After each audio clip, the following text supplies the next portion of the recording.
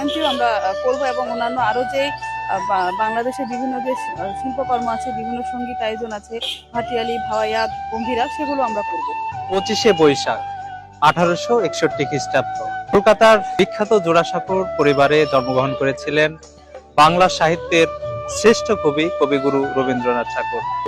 যদি সবাই থাকে মুক্তিরায়, সবাই করে ভয়, তবে মোরার সুরে তুই শুনতে মনের কথা একলা বলো।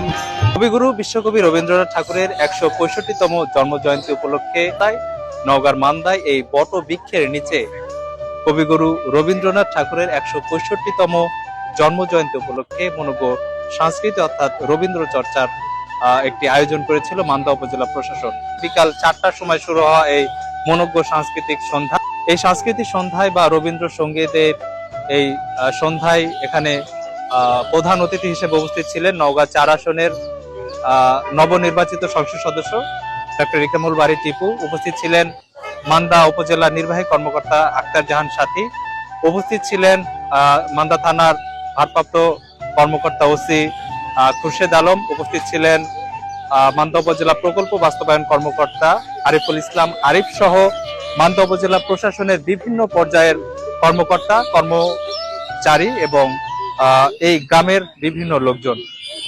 সকলের অংশগ্রহণে এবং সকলের প্রচেষ্টায় আজকের এই রবীন্দ্র সঙ্গীতের যে সাংস্কৃতিক সন্ধ্যা সেটি মনোমুগ্ধকর এবং সফল হয়েছে। রবীন্দ্র সঙ্গীত কালে কালে যুগে যুগে মানুষের অন্তরে ধারণ করুক, এরকমটি কিন্তু এখানকার যারা স্থানীয়রা রয়েছে তারা জানিয়েছে। সাংস্কৃতিক চর্চা গ্রামের মানুষের মধ্যে ছড়ায় যাক। গ্রামের যে অনেকের প্রতিভা আছে কিন্তু পরিবেশ নাই, জায়গা নাই, আমাদের শিল্পকলার মাধ্যমে এই জিনিসগুলা, এই কথাগুলা যদি আমরা ছড়াই দিতে পারি গ্রামগঞ্জে, যারা উঠতি বয়স আছে, যারা বিপথে যাওয়ার সম্ভাবনা আছে, তারা তাদের শিল্প সংস্কৃতির মধ্যে আসে, তাদের মনে অন্তরে তাদের শিল্প সংস্কৃতি ঢোকে। এই উদ্দেশ্যে আমরা এই গ্রামে এসে আমাদের মান্দা শিল্পকলা একাডেমি কর্তৃক আয়োজিত আজকের এই পরিবেশনা। কবিগুরু রবীন্দ্রনাথ ঠাকুর ঠিক এরকম প্রাকৃতিক পরিবেশেই তার বিখ্যাত বিখ্যাত রচনাগুলো উনি করেছেন।